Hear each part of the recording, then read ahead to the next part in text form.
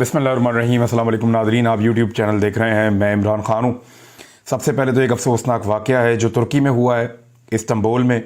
तकसीम स्क्वायर है वहाँ पे, और बड़ा हजूम वाला इलाका है, लोगों की आमदरफ्त यहाँ पे बहुत रहती है। और इस्तकलाल स्ट्रीट है वहाँ करीब में ही, वहाँ पे एक धमाका हुआ। और कुछ लोग क्लेम कर रहे थे शुरू में कि खुद कुछ धमाका है, लेकिन अभी तक जब मैं ये वीडियो रिकॉर्ड कर रहा हूँ तो तुर्की की हुकूमत ने कुछ कंफर्म नहीं किया। लेकिन रजब तैयब एर्दोगान जो सदर हैं तुर्की के, उनका ये कहना है कि ये दहशतगर्दी की कार्रवाई बज़ाहिर लगती है, इसमें दहशतगर्दी की बू आ रही है। बहरहाल तहकीकात कर रहे हैं तुर्की के इदारे, उससे पता चलेगा कि यह धमाका किस नौइयत का था, कौन से ग्रुप ने किया, कैसे हुआ। नुकसान का मैं आपको बता देता हूँ कि अब तक जो बड़ा ज़ोरदार धमाका था, वहाँ पे ज़मीन पे गड़ा भी पड़ गया। और जो नुकसान अभी तक हुआ है, जिसके बारे में पता चला है, 6 अफराद इस धमाके में जाँ बहक हुए हैं अब तक की इतला के मुताबिक, और 50 से ज़ायद लोग इसमें ज़ख्मी हुए हैं।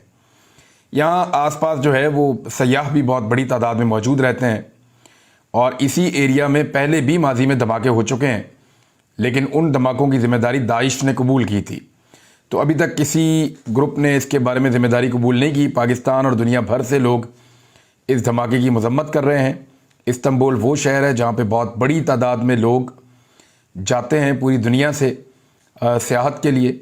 और जैसे बड़े बड़े शहर हैं जहाँ पे लोग ज़्यादा सियाहत के लिए जा रहे हैं, जैसे कि तुर्की लोग बहुत जाते हैं, यूरोप में बहुत जाते हैं, मालदीव में बहुत दुनिया जाती है एक सियाहत के लिए, श्रीलंका भी लोग जाते हैं, और स्विट्ज़रलैंड में बहुत दुनिया जाती है सियाहत के लिए। यूएई जो है वो सियाहों के लिए दुनिया की एक जन्नत बनता चला जा रहा है।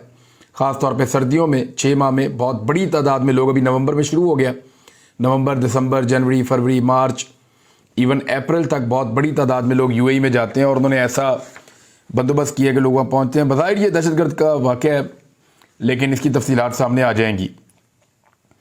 इमरान खान साहब का जो लॉन्ग मार्च है उस पर कुछ शिकवा किया गया है, और ये शिकवा उनके अपनों ने भी कुछ ने किया है, कुछ पराए लोगों ने किया है, और कुछ ऐसे लोगों ने किया है जिनको इमरान खान साहब के लॉन्ग मार्च से कुछ उम्मीदें वाबस्ता थी, और उन्हें लगता था कि लॉन्ग मार्च इमरान खान करेंगे और इसमें से कुछ ना कुछ हमें मिल जाएगा। लेकिन अब शिकवा ये है कि लॉन्ग मार्च बहुत लंबा होता चला जा रहा है, लॉन्ग मार्च स्लो होता चला जा रहा है। अब जब तक लॉन्ग मार्च इमरान खान साहब का पहुंचेगा इस्लामाबाद में या रावलपिंडी में, तब तक तो बहुत कुछ हो चुका होगा पाकिस्तान में, बहुत सारे अहम फैसले कर दिए गए होंगे। ज़्यादा इम्कानात ये हैं कि जो हफ्ता आज शुरू हो रहा है, इसी हफ्ते के अंदर जो एक बड़ा फैसला है आर्मी चीफ की तैनाती का, वो भी कर दिया जाएगा, और इसके बारे में कोई ना कोई अनाउंसमेंट जो मौजूदा हुकूमत है वो कर चुकी होगी। तो इमरान खान साहब ने इसका जवाब बड़ा दिलचस्प दिया, और उन्होंने कहा कि मार्च आहिस्ता होने पर जो शिकवा कर रहे हैं, मुझ पर हमले के बाद मार्च तो आहिस्ता होना ही था। अब ये जवाब जो है वो सबके लिए है कि अगर मुझ पर हमला होगा तो लॉन्ग मार्च तो तेज़ नहीं चलेगा, उस तरह नहीं चलेगा जैसे आप सोच रहे हैं। इमरान खान साहब ने बड़ी इंपॉर्टेंट बातें की हैं। एक तो फाइनल था पाकिस्तान का, डिप्रेशन थी पाकिस्तान में, लेकिन बहुत बड़ी तादाद में लोग फाइनल के बाद निकले और उन्होंने ज्वाइन किया। फैसलाबाद वाली साइड पे भी लॉन्ग मार्च चल रहा है, खैबर पख्तूनख्वा में भी लॉन्ग मार्च चल रहा है, दूसरा जीटी रोड पे भी लॉन्ग मार्च चल रहा है, जनूबी पंजाब से काफिले निकलने वाले हैं। ये सारी जो लॉन्ग मार्चेज हैं ये इकट्ठी होकर पहुंच जाएंगी रावलपिंडी में, वहाँ पे इमरान खान साहब इनको ज्वाइन करेंगे। जो इतला आ रही है वो ये है कि इमरान खान साहब का मोमेंटम टूटने की बजाय मजीद बढ़ गया है, और ज़्यादा बड़ी तादाद में ऐसा महसूस हो रहा है कि पाकिस्तान की तारीख का सबसे बड़ा सियासी इकट्ठ रावलपिंडी में होने वाला है, और रावलपिंडी से ये इकट्ठ इस्लामाबाद में दाखिल होने वाला है। अब इमरान खान साहब ने इसमें कहा कि बैरट पे जिन लोगों ने कभी ज़िंदगी में कोई काम नहीं किया, वो लोग आर्मी चीफ का फैसला कर रहे हैं। जो ख़ास इमरान खान साहब की बात थी वो ये थी कि शरीफ खानदान जो है ये फैसला इस बुनियाद पे कभी नहीं करते कि मेरिट पे इन्होंने किसी को लेकर आना है। तो अब आर्मी चीफ की तैनाती का फैसला ये मेरिट पर नहीं करेंगे, उनको ये लगता है। उन्होंने कहा इनका हर फैसला चोरी करने और चोरी का पैसा बचाने के लिए होता है। और इमरान खान साहब ने यह भी कहा कि इनके लिए सबसे बड़ा अजाब यह है कि इनका नाम ECL में डाल दिया जाए, यानी इनको पाकिस्तान से बाहर जाने से रोक दिया जाए, तो इनके ऊपर एक अजाब मुसल्लत हो जाता है शरीफ खानदान के ऊपर या जो रवायती पॉलिटिकल पार्टीज हैं उनके लोगों के ऊपर, ایک مصیبت بن جاتی ہے کہ ہمارا نام ECL میں کیوں ڈالا گیا ہے. دیکھیے نا, ابھی بھی تو سارے لندن میں بیٹھے ہوئے ہیں اور برطانیہ میں بیٹھ کر فیصلے کیے جا رہے ہیں پاکستان کے آرمی چیف کی تعیناتی کے حوالے سے. اور یہ میں نہیں کہہ رہا, یہ PMLN کے لوگ کہہ رہے ہیں کہ یہ وہ فیصلہ کیا جا رہا ہے, وہ وہاں پہ میاں نواز شریف کر رہے ہیں کہ آرمی چیف پاکستان کا کون ہوگا, اور وہ بتائیں گے شہباز شریف کو کس کو آرمی چیف ہونا چاہیے. یہی ہے سب سے بڑا مسئلہ. اب ایسا تو نہیں ہوگا کہ دو بھائی مل بیٹھیں گے لندن میں اور جو ان کے دل میں آئے گا وہ کر دیں گے, تو ایسا نہیں ہو سکتا. ایسا نہ پہلے کبھی ہونے دیا گیا ہے, ماضی میں اگر کبھی یہ کر بھی پائے ہیں تو اب نہیں کر پائیں گے, اور ایسا ہو نہیں سکتا. اس لیے شٹ اپ کال دی گئی, شہباز شریف صاحب واپس گئے, دوبارہ ملاقاتیں کی, دوبارہ میٹنگز کی, اور پھر واپس پاکستان کے لیے. لیکن معاملہ یہ ہے کہ آرمی چیف ہوگا کون, اس سے بڑا مسئلہ انہوں نے یہ پیدا کر دیا ہے کہ متنازع کر دیا ہے تمام آفیسرز کو. یعنی آپ غور کریں, یہ اس کا فیورٹ ہے, وہ اس کا فیورٹ ہے, کہیں یہ نہ لگ جائے, کہیں وہ نہ لگ جائے, وہ آئے گا تو کیا ہوگا, یہ والا آ گیا تو کیا بنے گا, اگر اس کو آرمی چیف لگا دیا گیا تو وہ کیا کرے گا پاکستان میں. اب اس طرح کی چیزیں جو ہیں وہ پاکستان کے اندر پبلک ڈسکشن میں آ گئی ہیں اس امپورٹڈ حکومت کی نااہلی کی وجہ سے.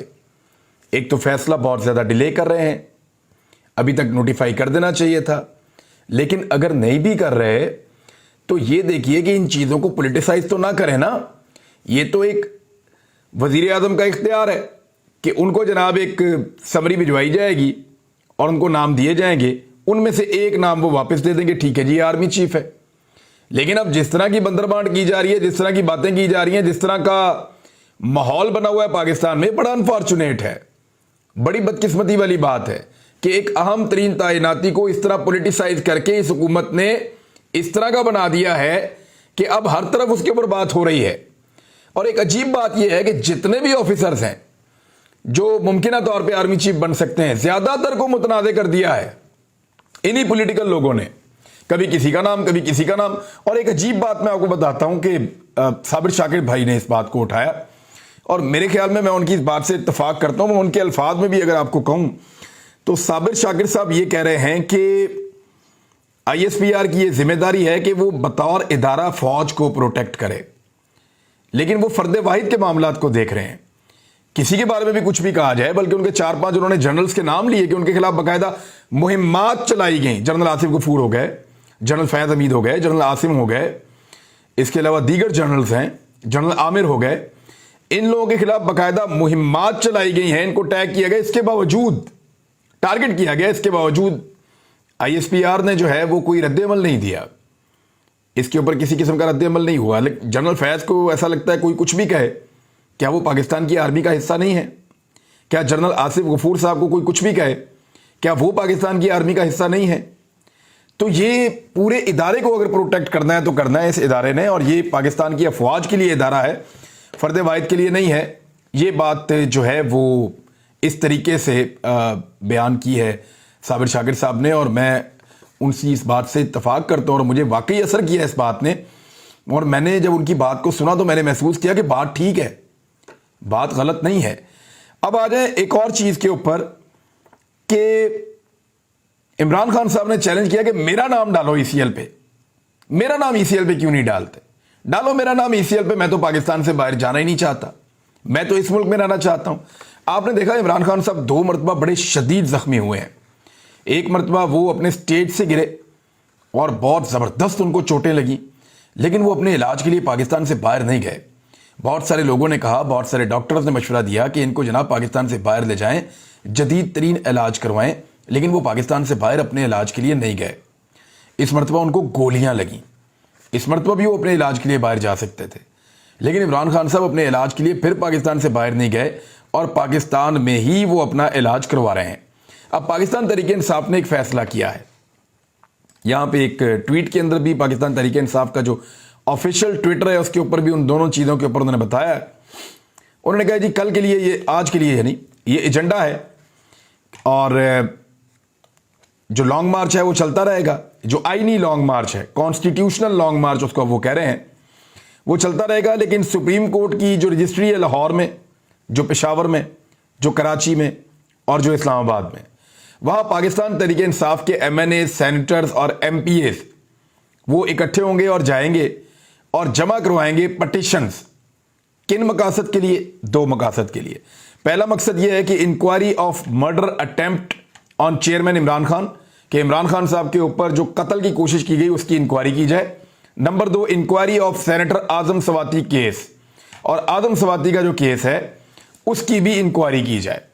मेरे ख्याल में अरशद शरीफ शहीद भाई के लिए भी हम सबको अदालत में जाना चाहिए, और मैं अपने सहाफ़ी भाइयों से रब्ता करूँगा।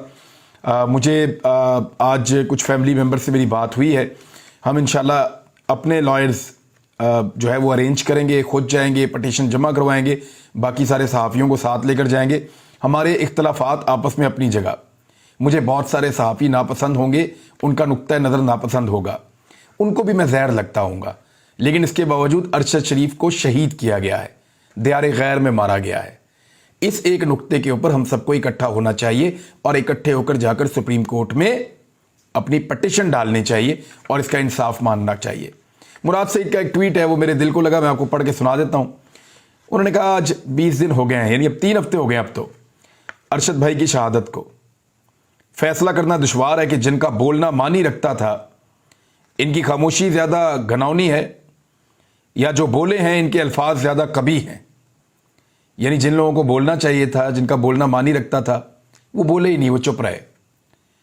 और कई लोग जो हैं, जो बोले हैं, उनके अल्फाज ने बहुत तकलीफ पहुंचाई है। वादे है तो ये कि जिन लोगों ने इसकी लाश को अपना सर्द खाना तक देने से इनकार किया, वो उसके कत्ल को सर्द खाने की नजर करने के लिए हर हद उबूर करेंगे, लेकिन होने नहीं देंगे इंशाल्लाह। अरशद शरीफ शहीद भाई के लिए इंटरनेशनल मीडिया से रब्ता करना पड़ा, बैन अल-अक़वामी इदारों से रब्ता करना पड़ा, अदालतों में जाना पड़ा। सिर्फ फैमिली जो है वो हमारे साथ खड़ी रहे तो हम इस मामले को हर फोरम पे उठाएंगे, और अगर फैमिली इस मामले में साथ हमारे चलती है, खड़ी होती है, क्योंकि हुक्म उन्होंने करना है, हम तो उनके साथ चलेंगे, मुद्दई वो बनेंगे, हम उनका ख्याल रखेंगे। लेकिन इसके बावजूद हम हर हद तक जाएंगे अरशद भाई को इंसाफ दिलाने के लिए, आवाज़ सारी ज़िंदगी उठाते रहेंगे। ये मेरा वादा है। अरशद भाई का हमारे ऊपर एहसान है, बहुत बड़ा एहसान है। उन्होंने जान दी है, कुर्बानी दी है एक मकसद के लिए। उन्होंने कुर्बानी दी है रजीम चेंज ऑपरेशन के खिलाफ, उसको रिवर्स करने के लिए। उनको बहुत दबाया गया, बहुत डराया गया, लेकिन उन्होंने अपना मौक़िफ़ नहीं बदला। बड़ी बड़ी सिफारिशें करवाई गई, बड़ी बड़ी डीलें ऑफर की गई, लेकिन उन्होंने अपना मौक़िफ़ नहीं बदला। जान को ख़तरे में डालकर दियार गैर में, जंगल में पड़ा था वो नफीस आदमी, लेकिन वहां पे भी वो अपना मौक़िफ़ नहीं बदल रहा था। ये है कुर्बानी। इमरान खान साहब ने एक और बात बताई आज, और ये बड़ी इंपॉर्टेंट बात है। उन्होंने कहा 7 महीने के अंदर ये जो मौजूदा काबीना है और जो मौजूदा वज़ीर आज़म है, इन्होंने इतने दौरे किए हैं कि इमरान खान साहब की हुकूमत ने 3.5 साल में उससे 3 गुना कम दौरे किए थे। यानी इमरान खान साहब को बार बार दावतें आई, इसके बावजूद उन्होंने बरतानिया का दौरा नहीं किया। उनकी फैमिली भी हालांकि वहां पे है, 3.5 सालों में वो नहीं गए। नवाज शरीफ अपने दौर में 24 मरतबा लंदन चले गए सरकारी खर्चे पे।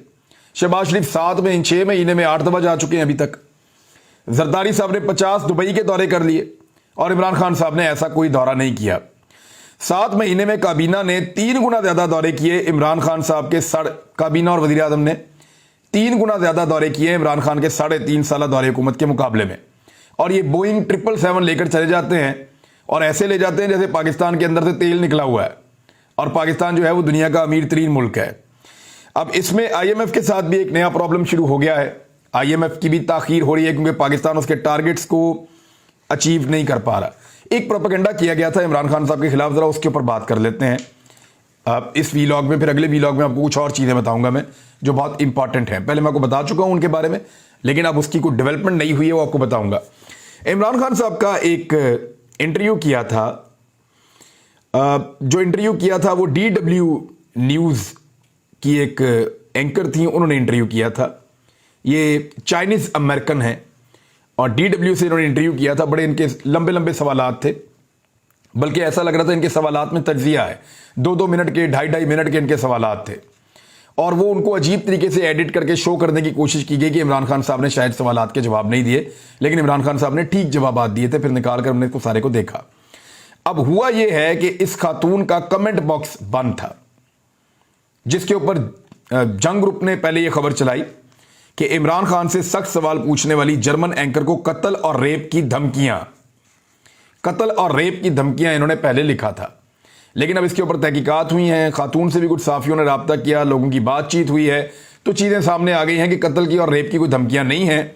पहले ये कहा गया कि कत्ल की धमकियां दे दी, रेप की धमकियां दे दी, बहुत सारे मीडिया ने इस मामले को उठाया, जवाब नहीं दिए गए तो अब धमकियां दे रहे हैं। तो जो जर्मन सहाफ़ी है उसने वादे किया ट्विटर पर कि कमेंट सेक्शन बंद करने का इमरान खान के इंटरव्यू से मेरा कोई ताल्लुक नहीं है, ये पहले से मैंने बंद कर रखा है। और वो ट्विटर को ऐसे ही इस्तेमाल करती हैं कमेंट सेक्शन बंद करके। उन्होंने कहा कि मैं सिर्फ लोगों को ये बता रही थी कि वो मेरे ट्वीट पर कमेंट नहीं कर सकते, कोई भी मीडिया ग्रुप इससे मुतालिक जो कह रहा है पाकिस्तान में वो गलत है। यानी जो जियो न्यूज़ की खबर है उसको उन्होंने गलत करार दिया। आप पहले जियो कह रहा था कि इमरान खान से सख्त सवाल करने वाली खातून एंकर को कत्ल की धमकियां, और बहुत सारे और लोग भी यही कह रहे थे। आपको पता है सारे फिर चल पड़ते हैं और इसी तरह की बातें कर रहे होते हैं। उन्होंने बताया कि कत्ल की धमकियां जो देने की खबर है इसकी मैं तरदीद करती हूं, ऐसा कुछ नहीं हुआ। और उनका खबर को तब्दील करते हुए नया रुख एंगल दे दिया और खबर की शाख सुर्खी में अब हुआ यह है कि जियो ने बाद में उस जो हेडलाइन है उसको बदल दिया। पहले यह कहा कि कत्ल की धमकियां और रेप की धमकियां, और अब लिखा कि इमरान खान से इंटरव्यू लेने वाली जर्मन टीवी एंकर को सोशल मीडिया पर तनकीद का सामना। अब अंदाजा करें आपके कैसी दो नंबरी पाकिस्तान के अंदर चल रही है। और जर्मन सहाफ़ी ने साफ कहा है कि जी ऐसी कोई बात नहीं है और इस इंटरव्यू के साथ ऐसी कोई चीज़ जुड़ी नहीं है, मैं अपने ट्विटर को ऐसे ही इस्तेमाल करती हूं। लेकिन आपने देखा कि इमरान खान के खिलाफ इसको भी एक प्रोपेगेंडा के तौर पे इस्तेमाल किया गया और ये भी बेनकाब हो गया। यानी कोई भी प्रोपेगेंडा ऐसा नहीं है जो आपका कम से कम 2 दिन सस्टेन कर जाए, 2 दिन चल जाए, 24 घंटों के अंदर अंदर बेड़ा गर्क हो जाता है जो भी प्रोपेगेंडा करते हैं। अब तक के लिए इतने, अपना ख्याल रखिएगा, अपने चैनल का भी। अल्लाह हाफ़िज़।